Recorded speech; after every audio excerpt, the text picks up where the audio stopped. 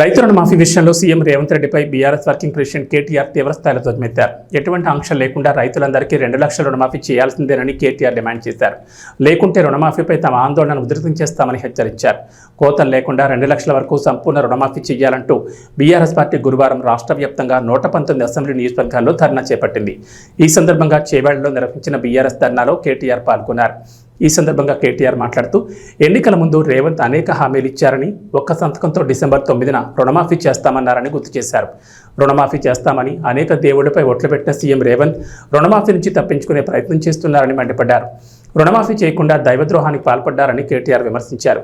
అసెంబ్లీలో దీనిపై ప్రశ్నిస్తే తమనే దబాయించారని, సభలో మహిళా ఎమ్మెల్యే సబితా ఇంద్రారెడ్డిని ఏడిపించారని అన్నారు. రుణమాఫీ హామీలపై సమాధానం చెప్పే దమ్ము సీఎం రేవంత్కు లేదన్నారు.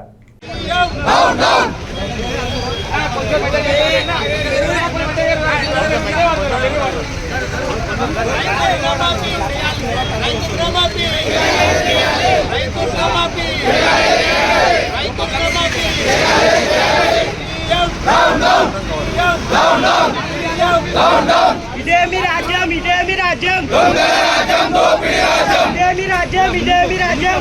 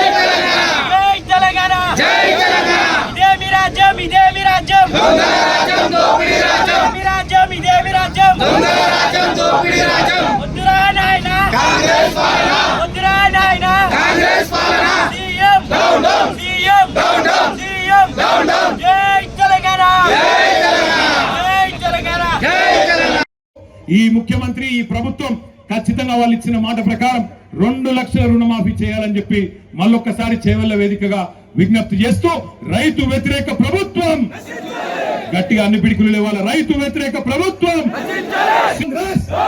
రైతు వ్యతిరేక ప్రభుత్వం 2 లక్షల రుణమాఫీ వెంటనే పూర్తి చేయాలి. 2 లక్షల రుణమాఫీ వెంటనే, 2 లక్షల రుణమాఫీ వెంటనే.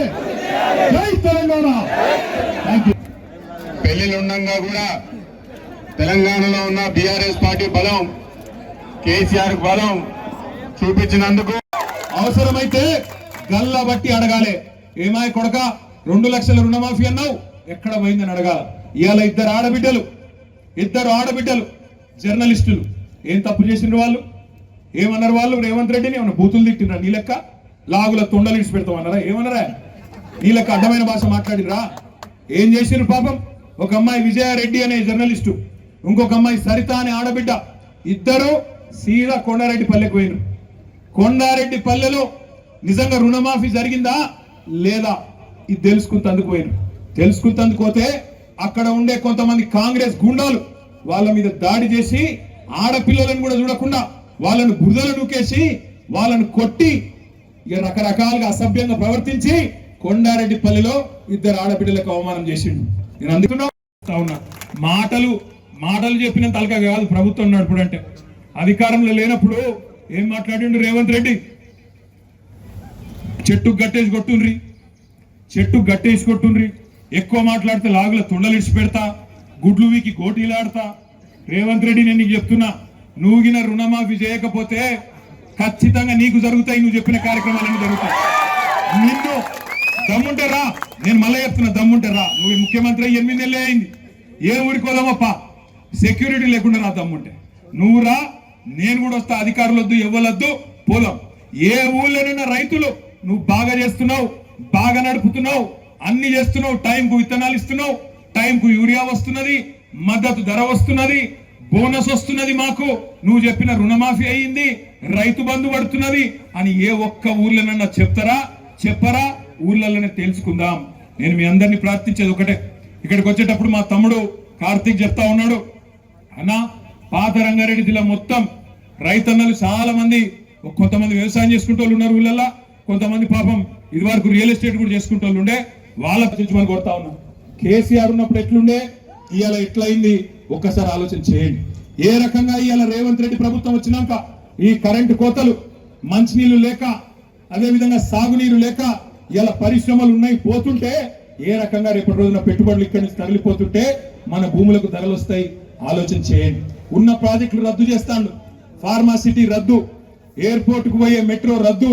ఇక మనకంటప్పుడు రంగారెడ్డి జిల్లా డెవలప్మెంట్ ఎట్లయితుంది మనం ఆలోచన చేయాలి. అందుకే కేసీఆర్ గారి ప్రభుత్వం పోయిన తర్వాత మేము ఇవాళ రైతులుగా బాధపడుతున్నామనే రైతన్నలందరికీ, రాష్ట్రంలో ఉన్న వాళ్లకు నేను చేసే విజ్ఞప్తి ఒకటే, మీ తరఫున కొట్లాడడానికి బీఆర్ఎస్ ఉన్నది. బీఆర్ఎస్ అంటే భారత రాష్ట్ర సమితి మాత్రమే కాదు, బీఆర్ఎస్ అంటే భారత రైతు సమితి కూడా. తప్పకుండా రైతుల పక్షాన కొట్లాడతాం, వదిలిపెట్టాం. అక్క ఇప్పుడే ఒక మంచి మాట చెప్పింది నాకు. అక్క ఏమన్నదంటే, ఈ పోరాటం ఇక్కడితో ఆపద్దండి, రుణమాఫీని ముంగడు తీసుకుపోవాలి, రుణమాఫీ అయ్యేదాకా మనం వెంటబడాలి, ఊరికి పోవాలి, ప్రతి నియోజకవర్గానికి పోవాలని చెప్పింది. ఒక్క రుణమాఫీ కాదు, నెక్స్ట్ 6 గ్యారంటీలు ఎంబడ పడతాం, అటెన్కన్నీ డిక్లరేషన్లు ఎంబడ కూడా పడతాం. చేవెళ్ళకి వచ్చి నువ్వు చెప్పినావు, ఎస్సీ డిక్లరేషన్ అన్నావు, కేసీఆర్ దళిత బంధు 10 లక్షలు ఇస్తే నేను 12 లక్షలు ఇస్తా అని నరికినావు, వదిలిపెట్టాం.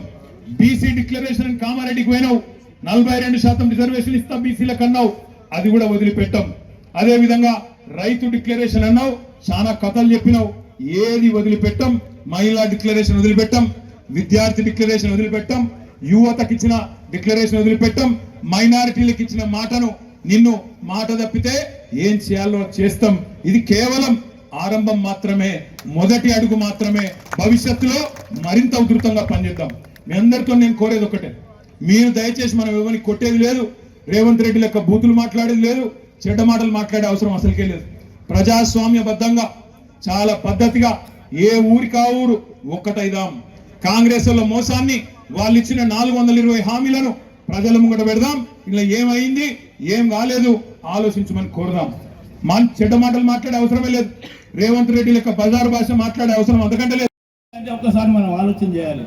ఎందుకంటే రైతులు ఎంత బాధపడుతున్నారు, ఇప్పటికి కూడా మనకు రైతు బంధు చేయలేదు, మనం కూడా ఎంతో ఇబ్బంది పడతాం. ఎందుకు నేల ముచ్చట చెప్తే ఎవరైనా సత్యంగా ఒక బండి పెట్టకుండా అందరు బండ్లలో ఇంత ప్రేముందో, మనం తెలంగాణ తల్లి మీద మనం వేరే చేసిన తప్పే ఇది.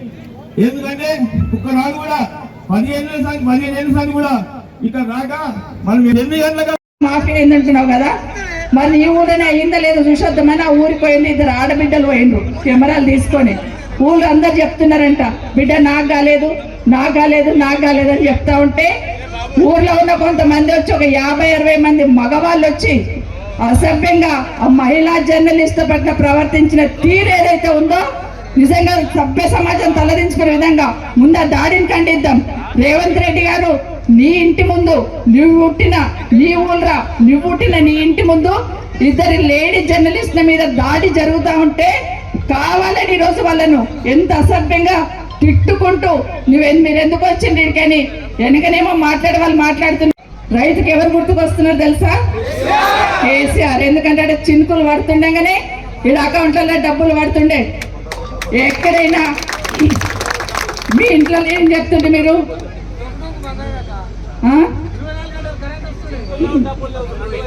1,80,000 మంది అప్పులు తీసుకున్నారు, కానీ వాళ్ళు మాఫీ చేసింది ఎంత తెలుసా? 75,000 మందికి. ఒక్క 75,000 మందికి మాఫీ అయ్యిందంటున్నారు. ఇంకా 3వ విడత కూడా పడలేదు, కానీ చూపిస్తున్నారు. ఓకే, బ్యాంకులో పోతే అది కూడా చూపిస్తలేరు, పడింది అంటున్నారు, అప్లికేషన్లు ఇవ్వండి అంటున్నారు. రైతు ఎక్కడ పోవాలని అర్థం కాదు.